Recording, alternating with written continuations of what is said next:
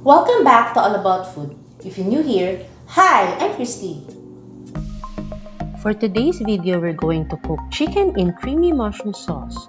We need half a teaspoon fine salt, dash of white pepper, half a teaspoon oregano powder, 2 tablespoons butter, 8 cloves garlic minced, 1 can 400 grams Jollymushrooms, 1 tablespoon Knorr seasoning, 2 tablespoons Worcestershire sauce, 1 kilo chicken, cut into portions, half a cup all-purpose cream or evaporated milk, 1 pack 68 grams Knorr cream of mushroom, dissolved in half a cup of water,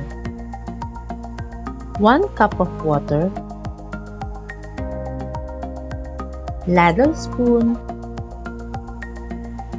turner,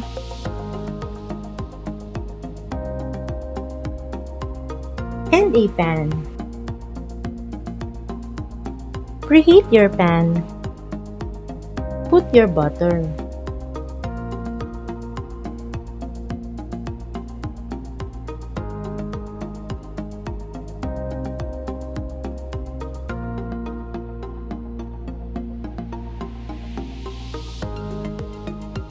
Sauté your garlic.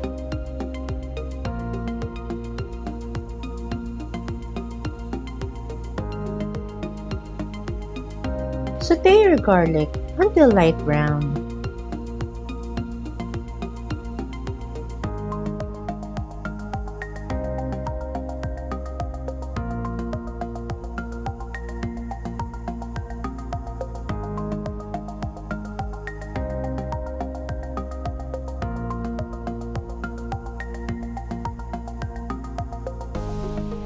Add your chicken.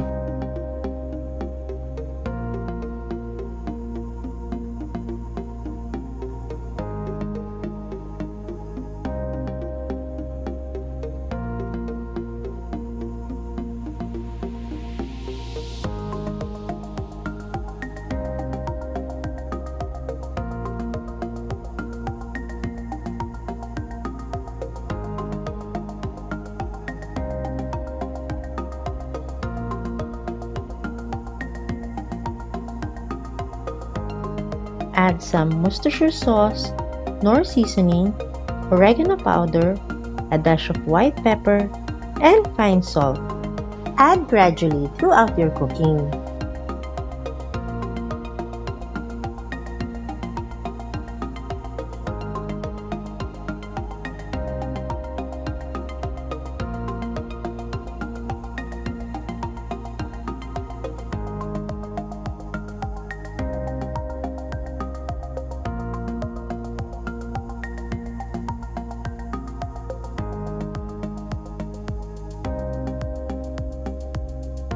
Let it simmer.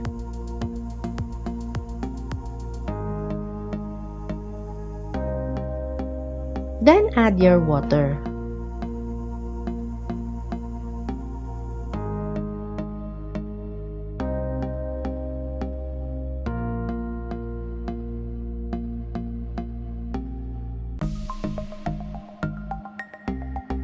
Add again some Worcestershire sauce, Knorr seasoning, oregano powder, a dash of white pepper, and fine salt. Add gradually throughout your cooking.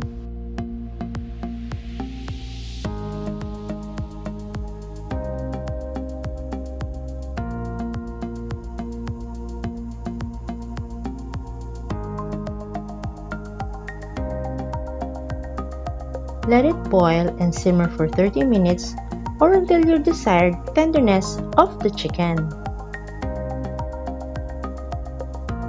Then add the mushrooms.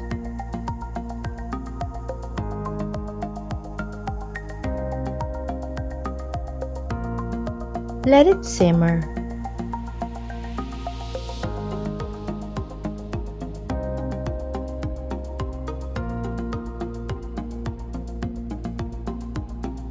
Add your Knorr cream of mushroom, dissolve in half a cup of water.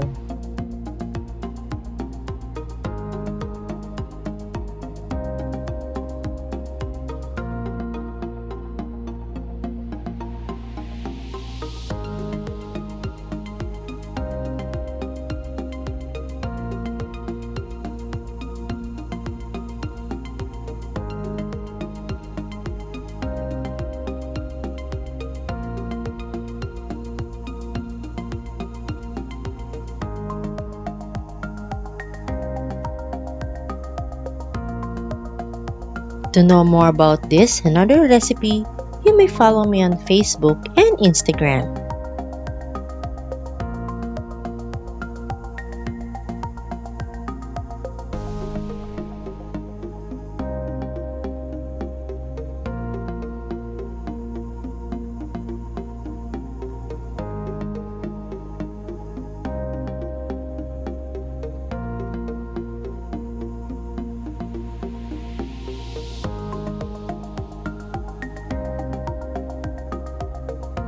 Mix it and simmer for 5 minutes.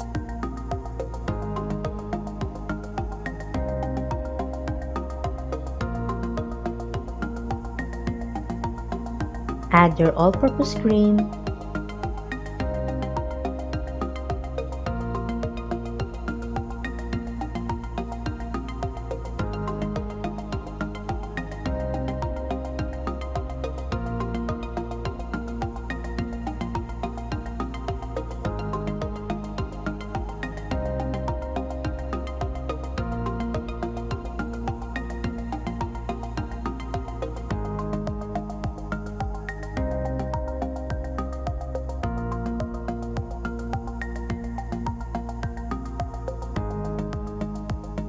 mix it, and simmer for 5 minutes.